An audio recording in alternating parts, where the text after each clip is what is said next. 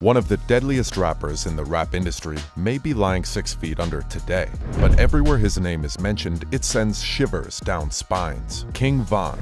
Not only was King Von one of the most dangerous gangsters in O Block, but he has in fact come to be known as the hitman of several murders. So it's no surprise why he's so feared. Keep watching till the end of this video to see rappers who were really killed by King Von. Trust me, you don't want to miss this. Gakira K.I. Barnes. After the death of King Von, the authorities released a statement, naming him as the gunman who shot and killed 17-year-old Gakira Barnes, aka K.I.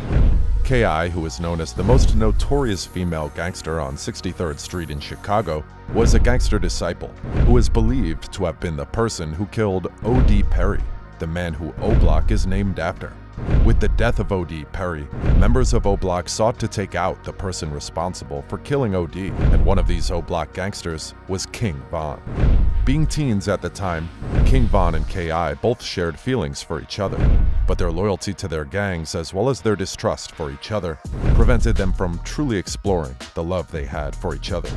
But that did not stop King Von from letting K.I. know how he felt for her. He reportedly confessed his feelings to Gakira and pleaded with her to leave the gang life.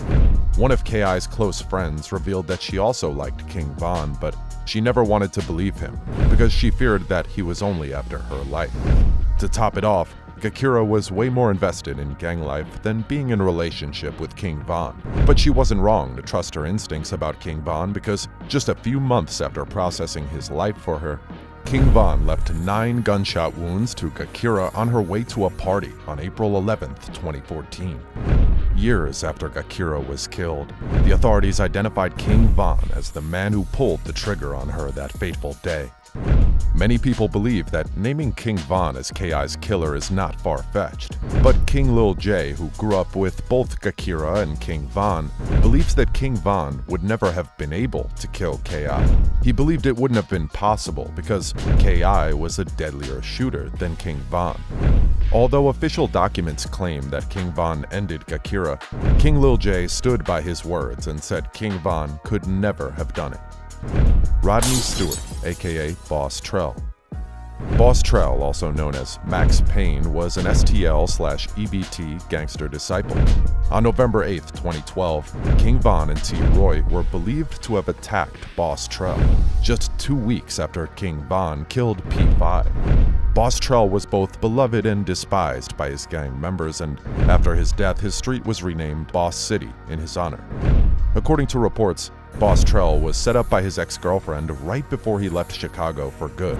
He grew up in a gang environment and had been a gangster since the age of 12. However, after seeing his friend King Cole, who had moved to Iowa, he became unhappy with gang life.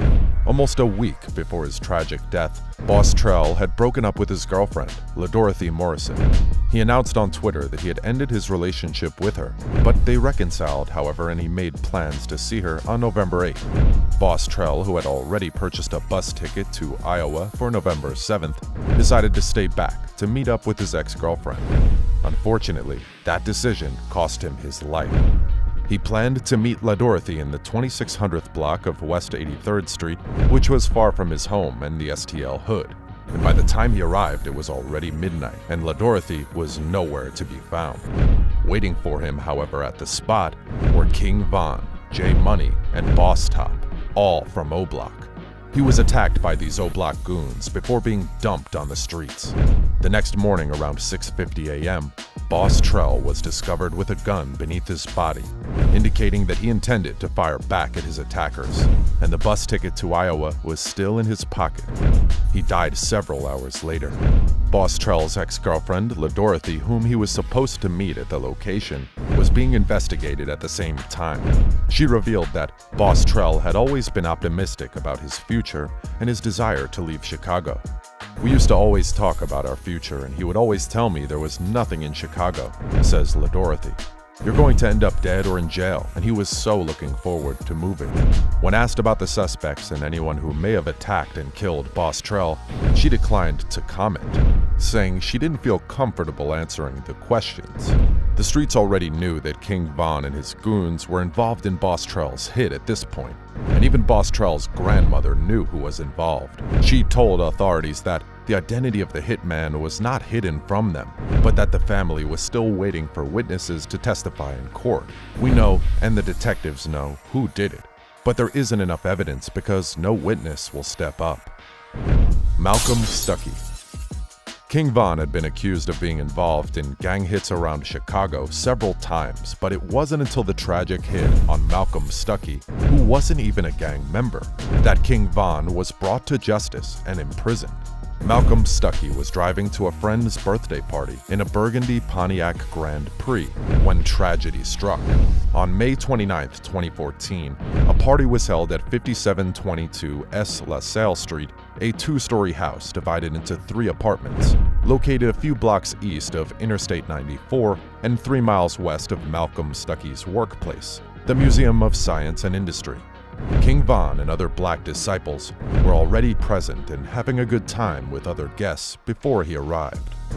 According to witnesses present at the party, King Von was already itching to start trouble with the rival gang members he saw, but the host, LaMenda Jones, approached him and said, "Don't start no mess in my house," to which King Von replied, "I'm not on that."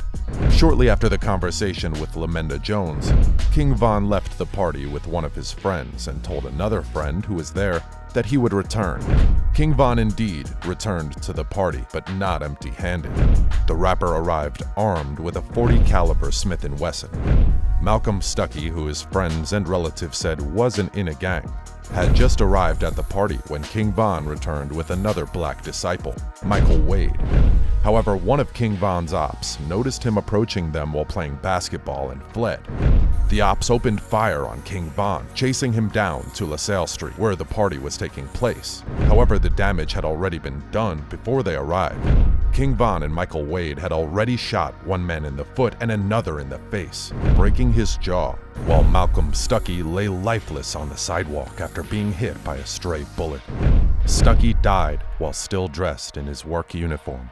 Michael Wade and King Von were apprehended approximately 2 months later. They both initially refused to cooperate with the authorities, but Wade eventually agreed to a plea deal with them. However, the case fell apart after Wade reneged on his promise to testify against King Von, and 3 years later, King Von and Wade were acquitted. That's the end of today's video, guys. If you enjoyed this video, make sure to subscribe for more content. Also, don't forget to smash that like button and leave a comment down below. Thanks.